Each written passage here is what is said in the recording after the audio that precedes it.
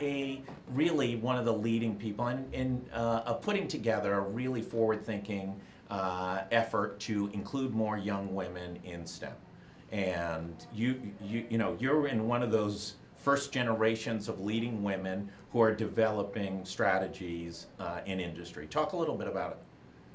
Well, I'm a member of the Society of Women Engineers, and we're put together a local conference that will be over at the Convention Center in 2 weeks, on the 20th and 21st. How big a conference is this? They're expecting about 750 women engineers. Wow, that's a big...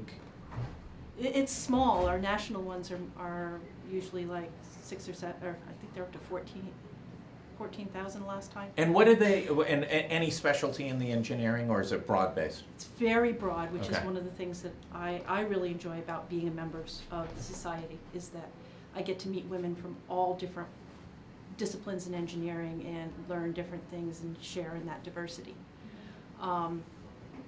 But the big thing that I've worked on with the conference is their we call it SWE Next Design Lab. It's a day-long program for middle school, 6th through 8th grade girls to come in and work with engineers and as mentors, and we also have some high school students that will be working with them. That's And right. they'll be doing hands-on activities and learning what engineers really do. And there's been so much written about the discrepancy and the bias within the educational structure of really encouraging young boys on issues of math and science, and discouraging young women, girls on those same issues. Are we starting to see any improvement in the educational culture to be able to improve that? I know we have a lot of guests on, like yourself, or professionals who are working on different robotic efforts. I think there's a lot of efforts around STEM that are really helping to bring young girls into the careers, introduce them to the careers. FIRST has really done some great things, and they do seem to actively encourage girls to join their teams. There's also, Girl Scouts is very involved with STEM, which is where I do a lot of my work. Yep. But with Girl Scouts and with the SWE Next program, we're trying to do activities with girls in a group of just girls. Yeah. When they're separated from the boys, they tend to interact with the activities and attack things in a very different way, and they get a better chance to really learn and explore and learn in their own way, and that I think really helps. You're an engineer, and you a few years ago went into engineering. And what was your first engineering job? I have worked my entire career at Electric Boat. So you've been at Electric Boat, and the first day you showed up at Electric Boat, you're at Groton? Groton, yes. And making the world's best submarines. Yes. And how many women engineers were there the first day you walked in? In my department of about 136 engineers, I was the only woman engineer. And now today? 2? No. I'm not really sure what the number is, but there's at least on my team of 4 people, there were 50%. And that's not universal, but that's not universal. That's a little. It's right. very it varies from area to area, but there are a lot more women there than when I first started. And you're seeing this sort of, the Governor Raimondo in Rhode Island has been very outspoken and started a number of initiatives, and spoken here numerous times and created conferences, etc. Are we starting to see the improvement, the both in K through 12 elementary all the way through engineering colleges, like the University of Rhode Island or the engineering program at Brown? What we've seen in the industry is that around the early 2000s is when we sort of topped out. And in the industry, it's about, from the last census, they said about 10 to 12% of working engineers were women. In 2015, in Connecticut and Rhode Island, we were somewhere around 20 to 23% of the graduates in engineering actually were coming out with degrees. in, were women coming out Yeah. with degrees. And that's better than it was maybe 10 years ago, but Yeah. only a couple of percentage points. We're really only slowly creeping up.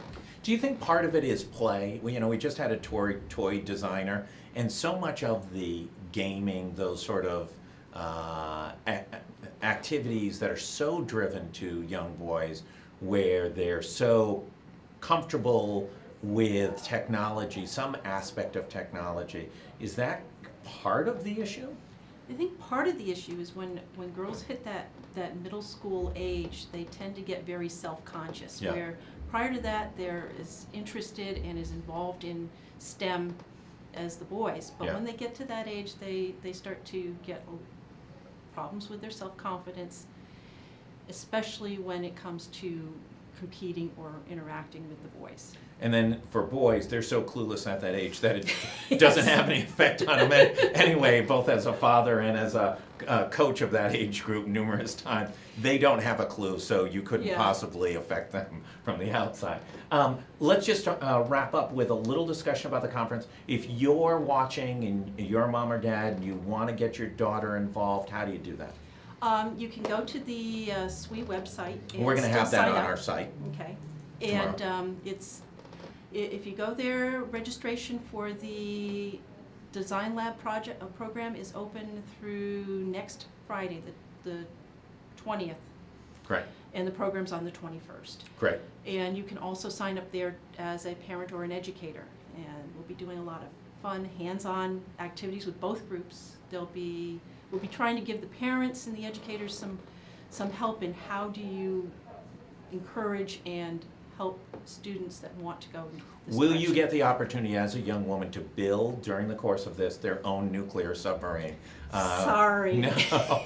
That takes a little longer than we That have in takes an afternoon. that little longer. So just for clarification, you will not build a nuclear submarine during the course of this program.